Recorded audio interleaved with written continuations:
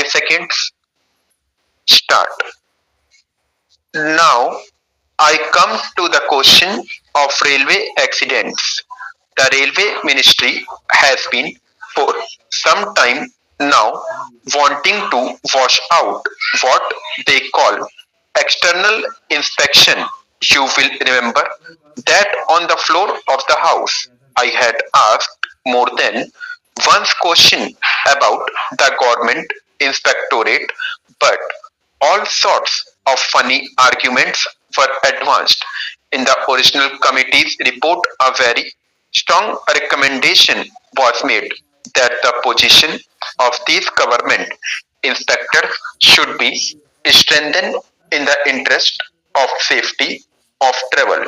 It is unfortunate that we do not have the facts and figures given by them. It is very unfair not to let us know what the recommendation is and to withhold from the House the arguments which they have given, the facts and figures which they have given, and the material on which those recommendations are based. That has been withheld, but now the reviewing committee wants not to strengthen the government inspectorates and force them out as independent units and to bring them back under the control of the railway administration, that they should be a branch of the railway board. There is a very long history behind this. It was only in 1941 that they were taken away from the control of the railway administration and put under a separate ministry, the Ministry of Communication. I have gone into the arguments which have been advanced by the reviewing committee and Mr. Deputy Chairman. I can tear them to pieces. They say that in the present state of affairs, it is impossible for any external inspection to carry out a really sound examination and inspection, but they forget that they are mixing supervision with inspection. The arguments that they have advanced is that under a system of external inspection, a real and sound supervision from stage to stage cannot be done. They say that they must have this sort of setup by all means. Let them have it, but external inspection serves a different purpose. I may submit for your information that in 1945 the views of the general managers of all the government railways were taken in the matter, and all the general managers were of the view that the inspectorate must be maintained. Another committee which they appointed, on which some foreign experts also served, went to the extent of advising the railway administration. These inspectors have to criticize the railway board, even the highest officers in the railway administration. And now, if they are transferred back, we can imagine the situation when even the report of a committee which was appointed with the knowledge of parliament and on which so many persons served is being shelved and suppressed.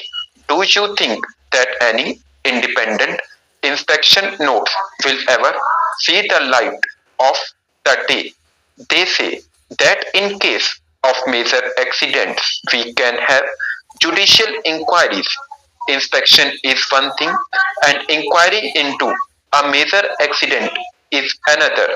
The inspectorate that exists now is absolutely necessary and it must be absolutely independent so that it can criticize the railway board or even the highest of the officers, the chief engineer or the general manager of the railway concerned.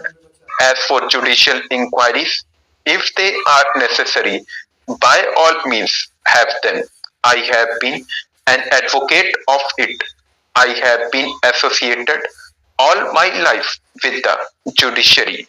I have risen from a magistrate. I started my career as a magistrate, and I would always advocate judicial inquiry when it is necessary, but certainly judicial inquiry cannot replace inquiry of a technical nature. And if you have a judicial inquiry, you will always want some technical experts to be the assessors or to be associated with that inquiry so that they guide and give an independent view. Do you want the officers of the railway ministry to be assessors or do you want independent assessors?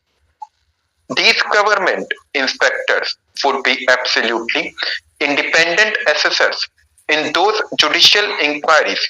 This is just one part of it. There are at least half a dozen important matters which should be referred to. I will now refer to another committee on which, fortunately, the original committee and the reviewing committee are in agreement. I am not concerned with this or that committee. I am concerned only with the safety of traveling, and I very much welcome that there is agreement on some points which I consider to be very important, and that is about the adequate and full supplies of stores essential for safety and good performance. If you read the recommendations of both these committees, you will find that the serious lag has been responsible for a lot of inefficiency, for some of the accidents, and for keeping our personnel idle for a long time. Even the Shroff Committee made a point of it, but the government machinery is such that no progress has been made in this matter, with the result that the efficiency of the railway administration has suffered. Stop.